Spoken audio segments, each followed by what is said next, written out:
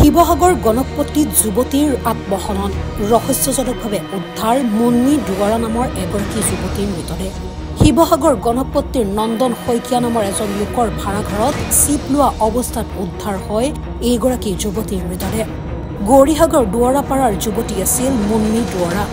চৰাইদেউ সোণাৰীৰ লোক নিৰ্মাণ বিভাগৰ কনিষ্ঠ সহায়িকা হিচাপে কৰ্মৰত আছিল মুন্নী দুৱাৰা মালিকে কৰিছিল মালিক এটো আৰু এটো বাইদেউ মালিকৰ নামটো কি কৈছিলে মালিকৰ নামটো নন্দন শইকীয়া এই মুন্নী দুৱাৰা কিমান দিনৰ পৰা আছে বাইদেউ মই মুন্নী দুৱাৰা যিগৰাকী ঢুকাইছে এইগৰাকী কালিহে অহা দেখিছিলোঁ তাৰ আগৰ পৰা আছিলেহি গুচি গৈছিলে কালি আহিছিলে তাৰমানে কেতিয়া গুচি গৈছিলে এতিয়া গুচি গ'লে হ'ল আজি 4-5 দিন মানে হ'ল তাই নাছিলে তাৰমানে নাছিলে দুদিনমান নাছিলে মাজতে মালিকৰ কি হয় মালিকৰ খোলালি নিজৰ নেকি নিজৰ নেকি নাজানো কিন্তু চিন্তা পাওঁ বাৰু তাৰপিছত আপোনালোক ক'লে যে তাই ফোন ৰিচিভ কৰা নাই মোক ক'লে যে ফোনটো তাই ৰিচিভ কৰা নাই বোলে মাতি চোৱা গৈছে তাৰপিছত মই দৰ্জাখন ঢকিয়াই দেখি বোলে কাকু বুলি মাতা বোলে সেনেকৈ বুলি ক'লে মাতিলোঁ তাইৰ নাম কাকু কাকু বুলি মাতা গ'লে ফোনটো লাগি আছে নহয় সেই কাকুকে মাতিলোঁ নাই মতা তাৰপিছত ব্যৱহাৰ কৰা দেখি মানুহ ওচৰত চাপিলেই নহয় তেনেকৈ চাপ পাইছিলে কাৰোবাক ক'লে মই মাতিলোঁ ওপৰকেইজনক গোটেইকেইজনক আহকচোন বোলো এই ওপৰজনক ক'লে ছোৱালীজনী ভিতৰতে সোমাই আছে দৰ্জা চৰ্জা খোলা নাই তো আমাৰ এওঁতো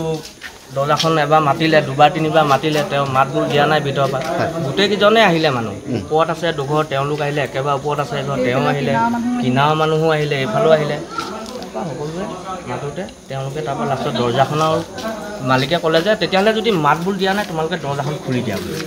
সেইমতে দৰ্জাখন তেওঁলোকে লগ লাগি খুলিলে কেনেকৈ খুলিলে এই দৰ্জাখন ঢিলাই হৈ আছিলে হুকটো কিবা এটা কৰি তেনেকৈ খুলিলে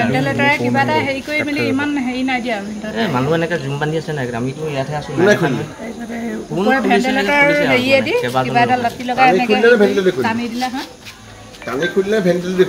এই ভেণ্টিলেটৰ এনেকৈ হাতখনে হেৰিডাল ভৰাই দিছিলে অকণমান ফাঁক কৰি দাদা লাষ্ট টাইম কেইটা বজাত দেখা পাইছিলোঁ আপোনালোকে আজি সন্ধিয়াবেলাত দেখা পাইছিলে সন্ধিয়া নাই দেখা